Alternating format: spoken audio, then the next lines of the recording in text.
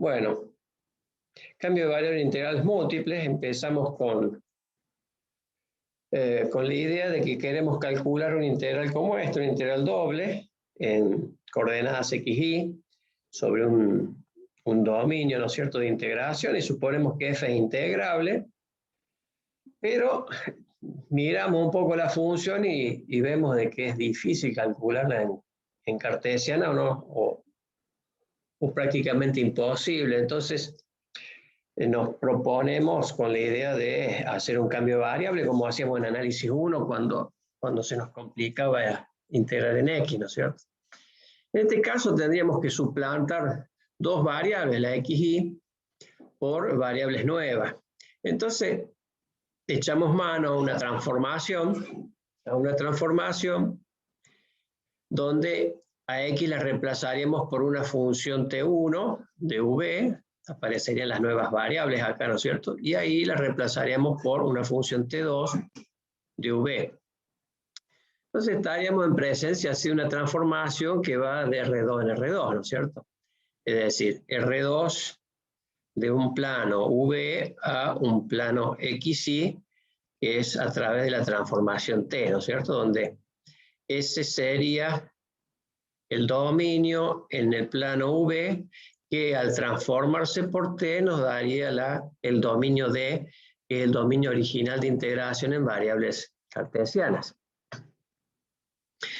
Ahora, esta transformación, como ven acá, es muy general, o sea que esto es lo que vamos a hacer ahora, es algo que tiene validez para todo tipo de transformación que uno pudiera desarrollar o imaginar, ¿no es cierto? Es un planteo muy general. Inclusive después de ver lo que desarrollemos, lo vamos a utilizar con la misma idea para también integrales triples, es decir, no vamos a hacer el mismo desarrollo, sino que vamos a suponer que esto lo podemos ampliar para integrales triples e incluso para de mayor cantidad de variables si fuese necesario. Nosotros vamos a trabajar siempre con dobles o triples nomás en este curso. Ahora esta transformación necesita tener algunas condiciones, como por ejemplo que T1 y T2 tienen que ser derivadas parciales continuas en S, ¿no es cierto? Que es de donde después a través de T obtenemos a D. ¿Por qué? Porque vamos a utilizar las derivadas. Entonces le imponemos la condición de que sean continuas en S. Y que además T sea una función o campo vectorial de correspondencia 1 a 1, es decir, un punto de S tiene que corresponderle un punto de D, y viceversa, un punto de D solamente un punto de S, ¿no es cierto? Y a su vez que, bueno, el contorno de S a través de T sea el contorno de D. Entonces, con esas condiciones, nosotros ya podemos empezar a trabajar en intentar hacer el cambio de variable, ¿no? Acá, como en toda sumatoria, siempre hacemos subdivisión, ¿no es cierto? Cuando hacemos la idea de integral, siempre subdividimos los dominios. Acá, como nuestro dominio final va a ser en el plano V, lo que hacemos es subdividir S con una cuadrícula, ¿no es cierto? Donde tenemos acá sus regiones rectangulares y la subregión genérica la llamamos S y J, que a través de T se convierte en D y J, ¿no? Cuyos puntos interiores al transformarse forman los puntos interiores de D y J, y los puntos frontera, que son el borde, al igual que el borde de S, ¿no es cierto?, a través de T se transforman en el borde de D y J. Entonces, vamos a ir trabajando para después hacer sumatoria, ¿no es cierto?, sobre una cuadrícula finita, digamos. Ustedes saben que después terminamos en un límite, ¿no es cierto?, haciendo que la cuadrícula sea infinita. Entonces, bueno, ahora hasta acá lo que podemos hacer es componer F con la transformación, con el campo vectorial, reemplazando, ¿no es cierto?, a X por lo que vale, que esté 1, y ahí por lo que vale, que esté 2, ¿no es cierto? X esté 1 y este 2. Entonces hasta ahí es todo igual, ¿cierto? F de xy lo reemplazamos por su igual, entonces hasta acá es igual. Nada más que empezamos a ver las variables nuevas ahora. Lo que no está claro es cómo es la correspondencia de los diferenciales en la integral. Es decir, diferencial de x, diferencial de y, que es un diferencial de área en el plano xy, no necesariamente va a ser igual a diferencial de u, diferencial de b, ¿no es cierto? Si se fijan acá, las formas de las dos gráficas son diferentes, incluso una puede ser más chica que la otra. Entonces acá, ese signo de pregunta que aparece acá es lo que tenemos que desarrollar para ver qué es lo que hay ahí. Para que haga como de proporcionalidad entre los diferenciales de área. Entonces, ahora trabajaríamos sobre las subregiones genéricas, es decir, sobre el S y J en el plano V, que a través de T se transforma en el dominio D y J, ¿no es cierto? Bien. Como la idea es establecer una relación entre los diferenciales de área acá, por supuesto acá no hay nada diferencial todavía, pero ya vamos a llegar a lo diferencial, pero sí podemos ir pensando en la idea de área. Nosotros con dos lados podemos sacar un área como esta, y acá si bien tiene una forma que no es rectangular, podríamos aproximar un área como esta, ¿no es cierto? Con, por ejemplo, si conociéramos la secante que va desde este punto a este punto, y la secante que va desde este punto a este punto, tendríamos como un paralelogramo, ¿no es cierto? Que podría, en cierta manera, ir aproximando gruesamente a lo que sería un área. Bueno, en ese trámite andamos. Ahora, ¿cómo hacemos para ver qué es esto? ¿Qué son estos dos lados de aquí, ¿no es cierto? Bueno, si trabajamos con la transformación, porque cualquier cosa que busquemos acá es a través de la transformación, ¿no es cierto?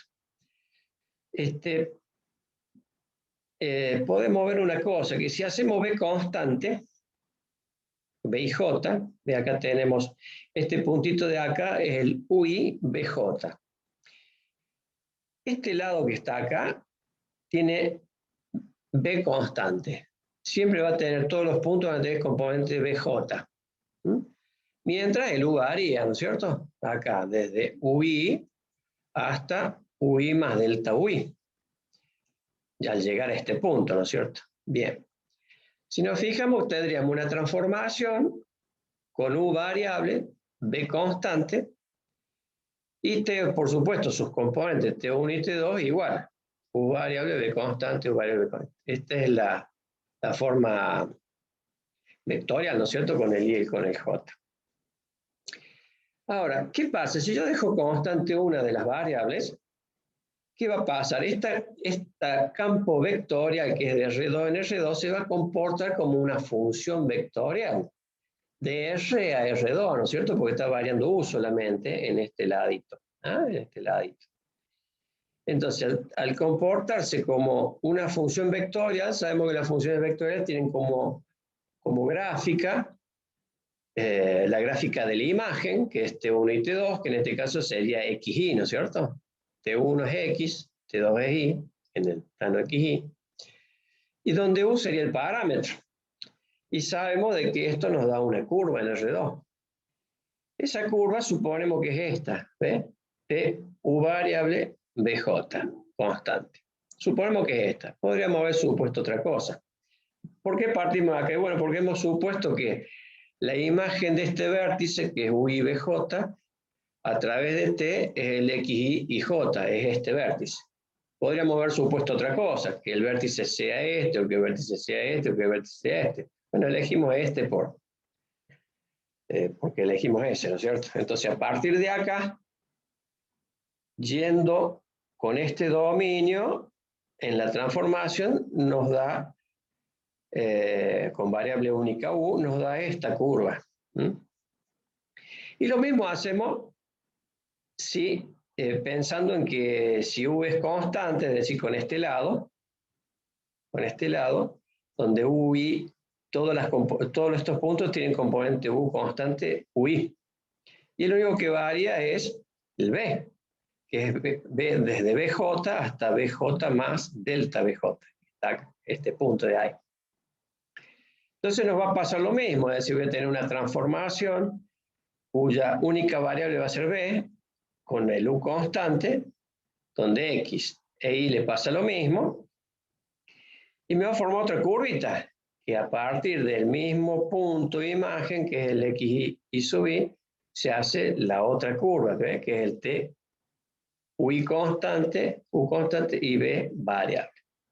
Ya tengo las dos curvas, digamos, ¿eh? Entonces, con estos dos lados yo puedo sacar, tengo idea de área, ¿no es cierto? Y con estas dos curvas voy a ver qué idea de área puedo sacar. Me vengo acá. Para la curva con u variable, que era la curvita de abajo, ¿no es cierto? En el plano XY, yo puedo hacer una derivación. ¿Ve? En el punto vértice, en el UI BJ, puedo sacar la derivada, ¿no? Si saco la derivada, acuérdense que la derivada de una función vectorial, es decir, imagen vectorial y única variable, perdón, imagen vectorial y única variable u, ¿eh? Cuando yo saco la derivada en este punto, acuérdense que la derivada de una función vectorial es un vector que es tangente. Si se acuerdan de eso, un vector tangente a la curva en el punto en que se evalúa, que sería el vértice ese, ¿no es cierto? Sería una tangente así. Bien.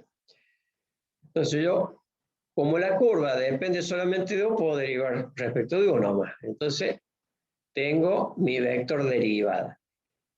Al derivar t1 respecto de u, t2 respecto de u, es lo mismo que decir x respecto de u e y respecto de u. Lo mismo pasa con la otra.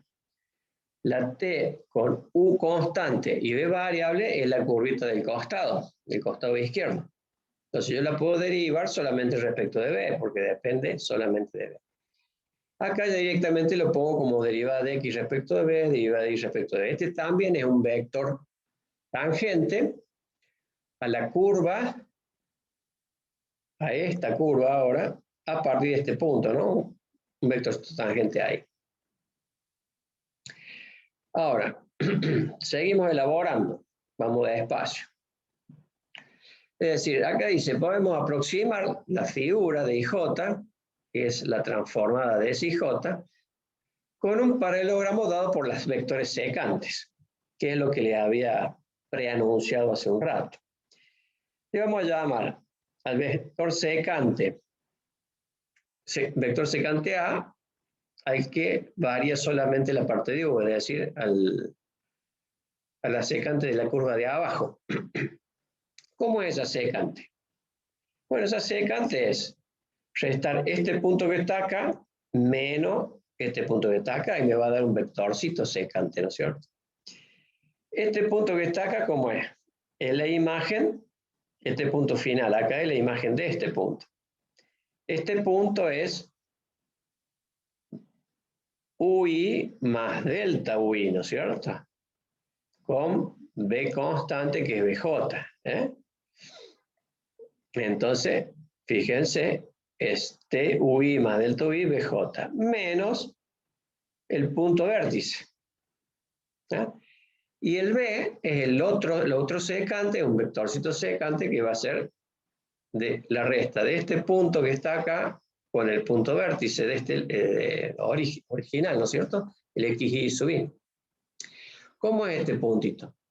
Este puntito es la imagen del UI constante, ¿no es cierto? Es ese punto, la imagen de ese punto que vale UI BJ más delta BJ, ¿no es cierto? BJ más delta BJ. Si vemos, es UI constante BJ más delta BJ, menos el punto del vértice. ¿Eh? Bien. Ahora, vamos a seguir elaborando. Estas derivadas pueden pensarse desde el punto de vista de la definición, a través del límite.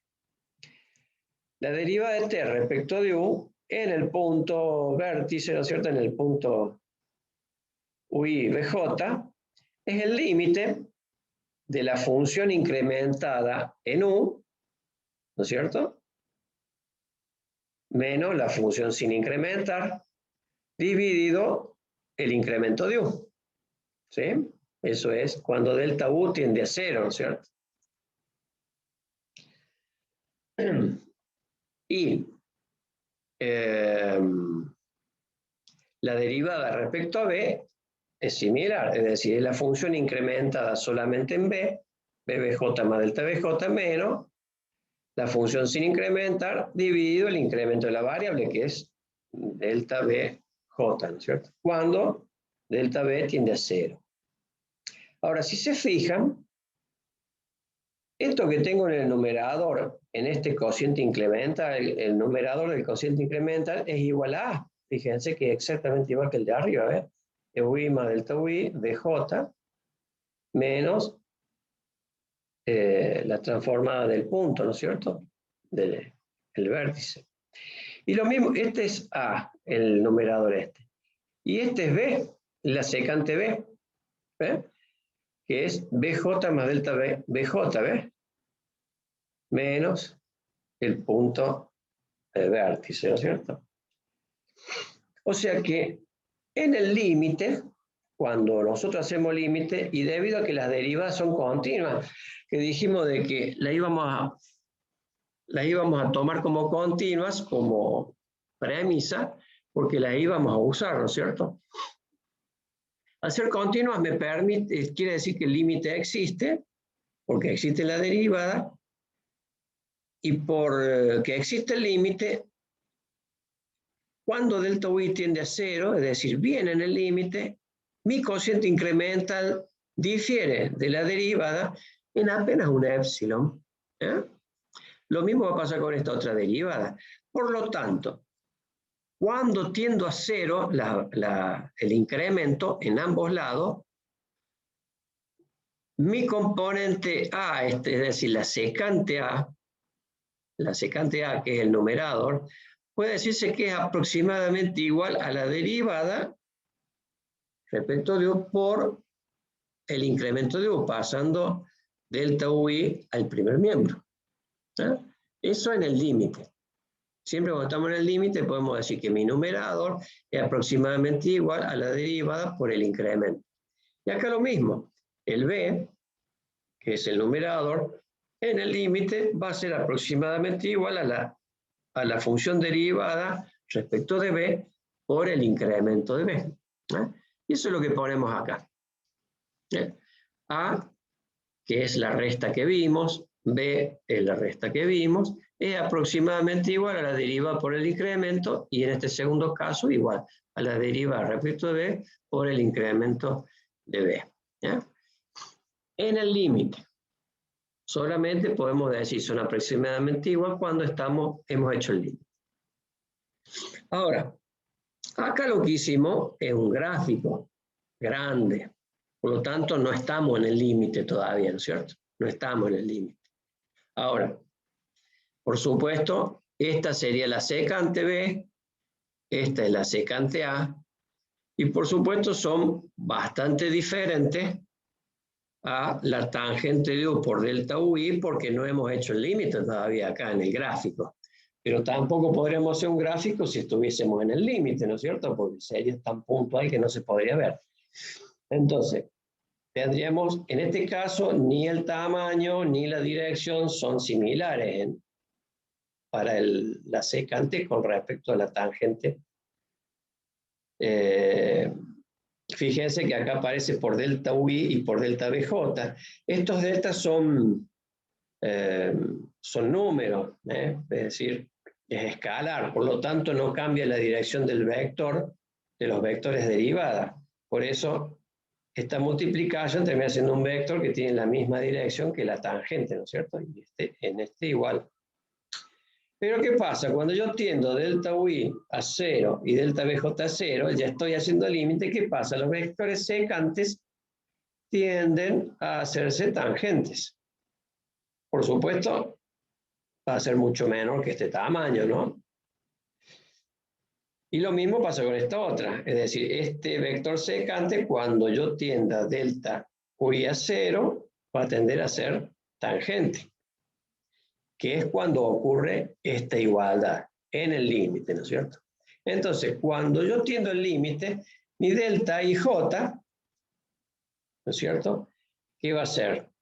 ¿Qué va a ser? El producto de este vector por este vector. ¿Y cómo se multiplican eso? Con producto vectorial.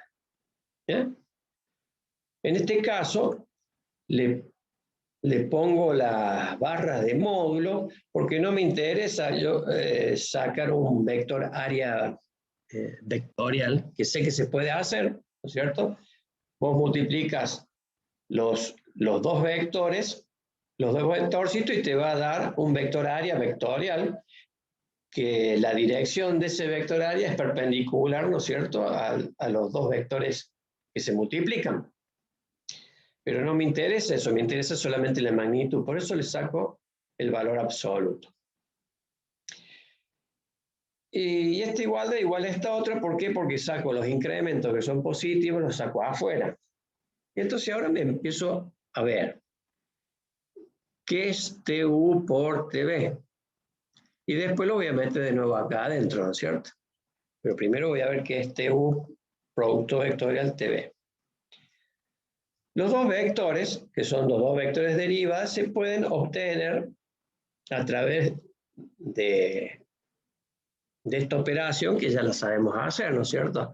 Es el determinante, donde ponemos los vectores, los versores de cada dirección, y el primer vector, como en la segunda fila, el primer vector que se multiplica, TU, y TDB, la tercera fila, ¿no es cierto? Entonces, fíjate, el primer vector que es TU, que es T1 respecto de U, y T2 respecto de U, que es lo mismo que decir X respecto de U y D respecto de U. Y acá, el segundo respecto de B es X respecto de B y respecto de B. Las terceras componentes son 0 porque estamos en el plano, ¿no es cierto? Ahora, si nos fijamos, esto se resolvía por cofactores, si se acuerdan. Empezamos con el I, con el J. Si se acuerdan, si empezamos con el I, teníamos que eliminar esta columna y esta otra, y nos quedaba el determinante menor este. Bueno, como tengo una columna 0, este cofactor no agrega valor. Lo mismo pasa con el J. Cuando yo elimine esta y elimine esta, este cofactor no me agrega valor. El único que me agrega valor es el K.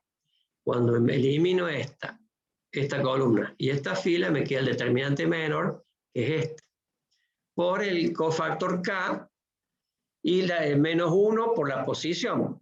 El menos 1 elevado a la posición, que sería 4, ¿no es cierto? Una fila, tercera columna, 1 más 3, 4, menos 1 a la cuarta es 1. Entonces me queda esto.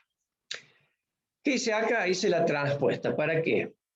Para relacionarlo con el jacobiano, que es una entidad conocida por nosotros. La matriz jacobiana. Entonces, ¿qué hice? Esta fila la puse como columna y esta otra fila la puse como columna. Entonces tengo, dentro del determinante, tengo la matriz jacobiana de X y de Y, de X y de Y, o lo que es lo mismo, T1, T2, ¿no es cierto?, respecto de las variables V. ¿Ve? Primera columna es XY respecto de U, XY respecto de U, primera columna. Segunda columna, XY respecto de B, XY respecto de B. ¿Ve? Hasta acá tendríamos el vector que termina siendo perpendicular a estos dos, ¿no es cierto? Sería como el vector área si lo multiplicamos por esto. ¿Eh? Pero como no queremos el vector, le sacamos el módulo para obtener área pura, el módulo del área. Entonces con eso se nos va el K y nos queda, y cualquier signo que pueda tener este determinante. O sea que la primera barra es el determinante, la segunda barra es el módulo. Y con esto ya tenemos lo que hicimos acá, ¿no es cierto? Averiguamos lo que valía TU, producto vectorial TB, lo pusimos ahí y ya tenemos ya la relación de área, ¿eh? Entre el área en XY y el área en U. Este era el signo de pregunta, lo que queríamos encontrar al principio, ¿eh? Ese signo de pregunta. Entonces, ¿qué hacemos? Lo que hacemos, bueno, es relacionar con la doble suma de Riemann. Si se acuerdan, La doble suma de Riemann, que es lo que era la función valuada en un punto interior. En este caso sería un punto interior del d y j, le llamamos x y j y sub i j, que tiene su correlato en el plano V, que sería un punto interior al S y J, un punto interior al S y J, que le llamaríamos U y J, B y J, ¿no es cierto? Entonces, este X se reemplazaría por la transformación T1, este Y por la función T2, y esto, que es lo que nos faltaba relacionar, se relacionaría ahora ya con el módulo de jacobiano. Ya cuando uno dice jacobiano es porque ya es el determinante de la matriz jacobiana, ¿eh? Entonces, jacobiano, el módulo de jacobiano por los deltas de las nuevas variables. Cuando hacemos la tendencia a infinito, tenemos el límite. Y bueno, en ese caso ya tendríamos la relación entre la integral doble en coordenadas cartesianas y ahora la integral doble con nuevas variables. ¿Ves? La función que se compone con la transformación, a x se lo reemplaza por t1, a y por t2, y la relación entre los diferenciales, que en definitiva el diferencial de área en cartesiana con el diferencial de área de las nuevas variables, ¿no es cierto?, en el plano de las nuevas variables. Y este módulo de jacobiano actuaría como si fuese la proporcionalidad entre las dos áreas, ¿eh? Lo importante de este procedimiento, que es un procedimiento totalmente general y fácil de acordarse, fíjense que lo único que yo tengo que usar en un ejercicio es esta fórmula. Hacer la composición, hallar el jacobiano, la transformación, que simplemente es derivar, hacer el determinante y sacar el valor absoluto, y estoy en condiciones de integrar en nuevas variables, ¿eh? Este procedimiento que es general, lo importante es que se puede extender a varias variables, es decir, por ejemplo, a integrales triples también, no solamente en doble, sino que en triple. Y si se quisiera en cuádruple, etcétera, ¿no es cierto? Pero bueno, nosotros vamos a trabajar solamente en dobles y triples. Es un procedimiento poderoso porque si bien nosotros vamos a ver solamente 3 cambios de variables, uno en dobles y 2 en triples, se podría pensar en múltiples cambios de variables según convenga la situación y la habilidad de la persona que trabaje con estas matemáticas, ¿eh? Fíjense, en dobles lo que hacemos normalmente cuando el dominio y la función y o la función resultan favorables para estas coordenadas, es desarrollar esto, ¿no es cierto? Este cambio de variables. ¿Cómo sería la transformación para decir que pasamos de coordenadas cartesianas a coordenadas polares? La relación sería esta, es decir, que x y y la reemplazaríamos por a x por r coseno de tita e y por r seno de tita. ¿Qué es lo que es r? R simplemente es como el radio, digamos, que une el origen con el punto. Es una distancia. Es siempre positiva, nunca puede ser negativa. Su valor ronda desde el 0 hasta donde tenga que llegar, es decir, hasta el infinito, donde sea. Donde esté el punto. Es un radio vector. Y tita es simplemente un ángulo, el ángulo que dice que parte desde el eje X positivo hasta el radio de posición, el radio que da la posición del punto. Este tita, para que la transformación sea 1 a 1, tiene que poder dar vuelta de 2pi, ¿no es cierto? Pero teniendo en cuenta que 2pi no puede entrar en el valor. ¿Por qué? Porque yo en 0 ya estoy, con tita 0 ya estoy mapeando, digamos, el eje X. Si yo cuando doy toda la vuelta llego hasta 2pi, estaría mapeando 2 veces el eje X. Entonces por eso acá es menor que 2pi. Con esto garantizo de que la transformación es 1 a 1. Y bueno, para el cambio de variable es muy sencillo. Sé que es en la función en xy, ¿no es cierto?, que va a pasar. Reemplazo x por lo que vale, r coseno tita. Y por lo que vale, r seno de tita. Y después va el valor del jacobiano, el módulo del jacobiano y las nuevas variables. En este caso, las nuevas variables se llaman r y tita, por eso son diferencial de r y diferencial de tita. Ahora, ¿cómo es el jacobiano que va? Que acá ustedes ya ven que ya su valor es r, ¿no es cierto? Es muy sencillo. Derivo, hago el jacobiano, la matriz jacobiana de x e y respecto de las nuevas variables, ¿no es cierto? De r y tita. Entonces, mi primer columna, ¿cuál va a ser? xy respecto de r. Y bueno, lo hago, ¿no es cierto? X respecto de r. Me va a quedar coseno y seno, porque r me queda 1 y este otro también me queda 1, ¿cierto?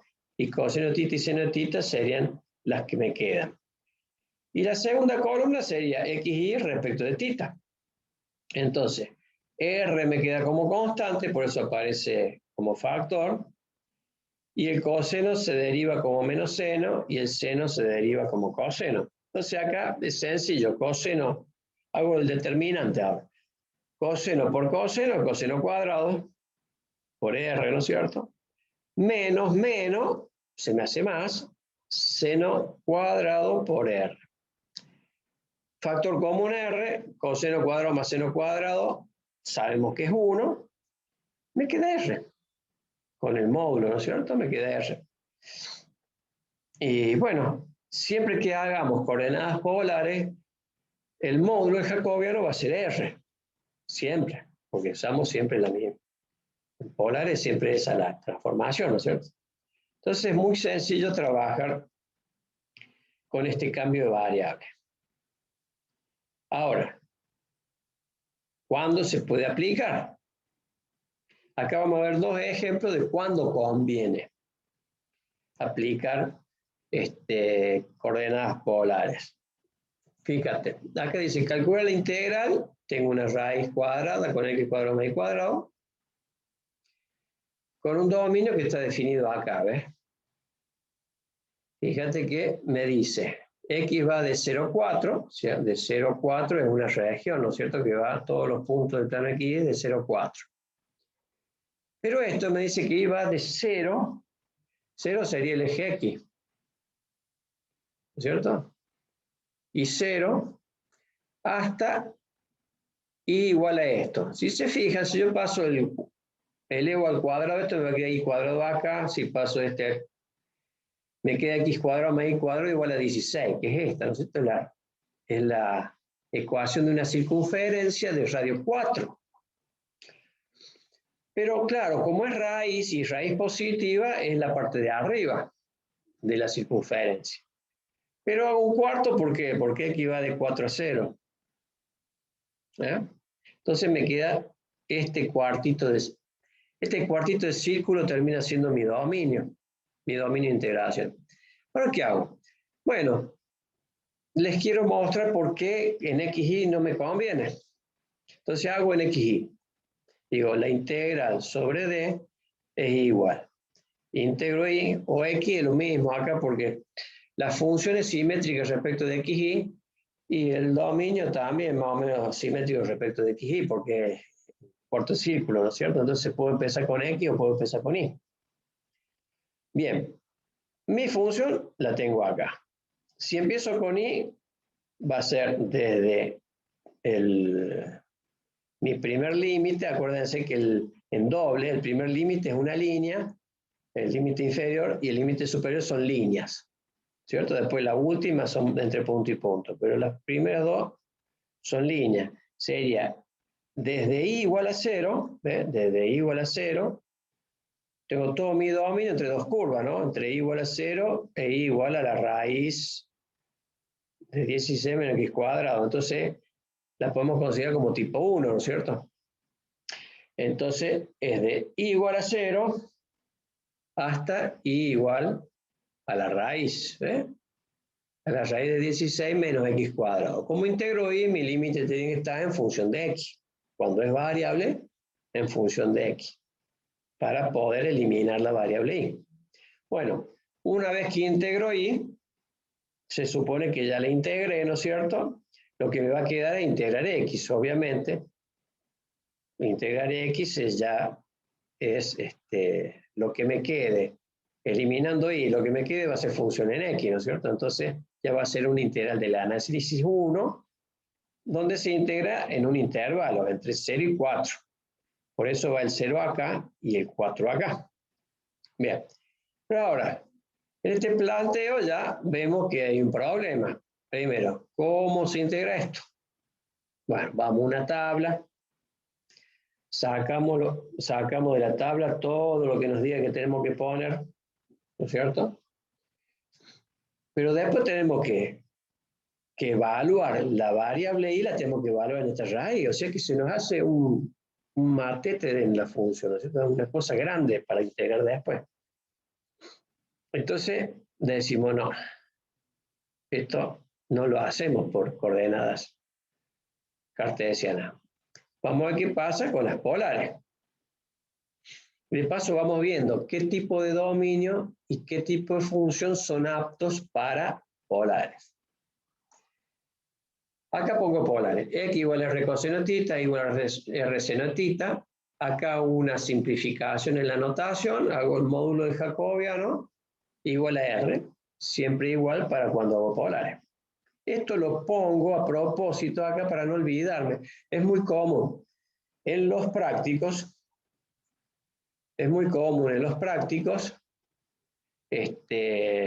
Equivocarse al no poner el jacobiano, al olvidarse del jacobiano, y le sale todo el ejercicio mal. Entonces, cuando yo hago el planteo de las variables nuevas, pongo el jacobiano para no olvidar. Entonces digo, bueno, mi integral doble en cartesiana va a ser igual a algo de las coordenadas nuevas, ¿no es cierto? Bien. Una de las facilidades que tiene de hacer polares es que en el 99,9% de los ejercicios que trabajen, no tienen que elegir orden de integración. Normalmente el último siempre es tita y el primero que se integra es R. Por la facilidad de ver en el plano XY cómo es R y cómo es tita. Porque fíjese, acá no trabajamos sobre no hacemos una gráfica en el plano R tita, sino que directamente en el plano XY vemos cómo varía el R y el tita. Entonces, acá ya tenemos una simplificación que es el orden de integración prácticamente no se discute, salvo un ejercicio muy diferente. ¿Qué hacemos? Bueno, la función se compone, ¿no es cierto? Es decir, todo lo que es x lo reemplazamos por lo que vale y lo que es y reemplazamos por lo que vale. Entonces acá, r cuadrado coseno cuadrado más r cuadrado seno cuadrado. Factor común r cuadrado, coseno cuadrado más seno cuadrado es 1. Entonces me va a quedar la raíz cuadrada de r cuadrado, que es r. ¿Qué cosa podemos deducir de esto? Que siempre que tengamos x cuadrado más y cuadrado, en polares va a ser r cuadrado. Cuando reemplace x por r coseno y por r seno, siempre que tenga x cuadrado más y cuadrado va a ser r cuadrado. En este caso, como aparece una raíz, me queda r solo. Fíjense la primera simplificación. Una función en cartesianas de este tipo es muy conveniente hacerla en polares porque se transforma en una función que es de una sola variable y muy simple. O sea que este tipo de función, ya sea que esté con la raíz, sin la raíz, o a la 3 medio, o a la 5 medio, el asunto que esté el x cuadrado más y cuadrado ya me está diciendo que se me va a simplificar la función. Me queda el r. Ahora, el jacobiano lo inserto porque va, ¿no es cierto? El jacobiano, el módulo de jacobiano. Y el diferencia. Ahora, los límites. Como estoy integrando primero R, acá dibujé de nuevo el dominio en el plano XY. Digo, bueno, R, si integro R, tiene que ser θ constante. Entonces, esto es un R con θ constante, ¿ves? A cualquier altura, no importa, pero parte del origen y va con ángulo constante. Si me fijo, parte del 0 pisando dominio, por eso pongo 0 ahí, y llega hasta la línea. La línea, ¿qué es lo que es? Es la que vimos acá. X cuadrado más Y cuadrado igual a 16. Esto es R cuadrado igual a 16. R cuadrado igual a 16, lo mismo que decir R igual a 4. Por eso R igual a 4. Y acá gráficamente lo vemos. Esto es circunferencia. Entonces radio constante 4. Recién lo hice analíticamente. Acá lo hago gráficamente. De 0 a 4. Y después mi θ, una vez que yo integre R, me va a quedar el θ como integrar entre punto y punto, ¿no es cierto? θ va a ser, mi menor valor va a estar en el eje X, que vale 0, y mi mayor valor, teniendo dominio, va a ser en el eje Y, que es pi sobre 2, ¿cierto? Y todos los valores intermedios. Por eso pongo entre 0 y pi sobre 2. 0 y pi sobre 2. Después lo único que me queda es integrar. Esto es R cuadrado, o sea que me es R cubo sobre 3. Lo evalúo, fíjense que este caso es bárbaro para polares, porque se me simplificó la función, ¿eh? Una función con raíz y con dos variables se transformó en una función de una sola variable. Y los límites, que eran con una raíz como esta, se me transforman en valores constantes, porque estoy, precisamente se llama polares, porque voy trabajando acá con un sector circular, ¿no es cierto? El que me da todos los valores, me da constante en los límites de integración. Entonces, ya le estoy dando la pista. ¿Cuándo uso polares? Cuando se me simplifica o la función, o los límites de integración, o las dos cosas juntas. Porque puede darse el caso que se me simplifique una cosa y no la otra. En este caso se simplifican las dos, la función y los límites de integración. Este es bárbaro. Fíjense la complicación que habíamos tenido acá, que encima teníamos que evaluar una vez integrado la y en esta raíz, ¿no? Nos quedaba una función demasiado grande. En cambio acá, en poquitos pasos sacamos el valor. Este es el caso que les decía recién. ¿Ve? Fíjense, me dice hacer esta integral que está en cartesiana, donde R es un triángulo. Te dice, bueno, pero el triángulo no tiene que ver con un círculo, ni con circunferencia, ni con nada. Bueno, este es el caso en que no elijo transformar a polares por el dominio, que es un triángulo, sino elijo usar polares por la función. Fíjese, mi función tiene un x cuadrado más y cuadrado, que obviamente si lo paso a polares es mucho más sencillo que trabajar en cartesiana. Fíjense la función que tengo. Entonces, ¿el triángulo cuál es? Bueno, tiene los vértices estos, el 0, 0, 2, 0, 2, 2. Esta es la transformación, siempre la misma. Este es el jacobiano, siempre el mismo. Y bueno, empiezo a ver qué pasa con la función. Reemplazo el x y el y, r coseno, r seno. X cuadrado más y cuadrado, ya sé que es r cuadrado. A la 3 medios, ese 3 medios, 3 medios. Ahora, este 2 es potencia, este 2 está dividiendo. Como es potencia de potencia, se me anulan esos dos y me queda r cubo, ¿no es cierto? Entonces me va a quedar coseno r cubo. Pero claro, arriba tengo r cuadrado. Sobre r cubo me va a quedar un r abajo. ¿Sí? Bien. Ahora me voy a los límites. Bueno, acá me fijo, ¿ves? Ya acá dividí, ¿ves? Diferencial de θ lo pongo al último. Ya como sé que este es a 45 grados, mi θ va a ser de 0 a pi sobre 4, ¿no es cierto? Porque este es 2,2, este punto. Entonces este es 45. Entonces de 0 a pi sobre 4. Acá va la función que acabo de sacar. El jacobiano, no me olvido el jacobiano, y ya acá se me va a anular ese R con este R, ¿no es cierto? Bien. ¿Qué pasa con los límites de integración? Bueno, los límites de integración. Vamos. Integro R, ¿no? Entonces, hago una línea de θ constante. Así, eso es primero R. θ constante. Entonces digo, va, desde 0, ahí le pongo el 0, hasta la línea. Ahora, ¿cómo la línea vale eso? Y bueno, elaboramos. La línea vale x igual a 2, ¿no es cierto? Esta línea es x igual a 2.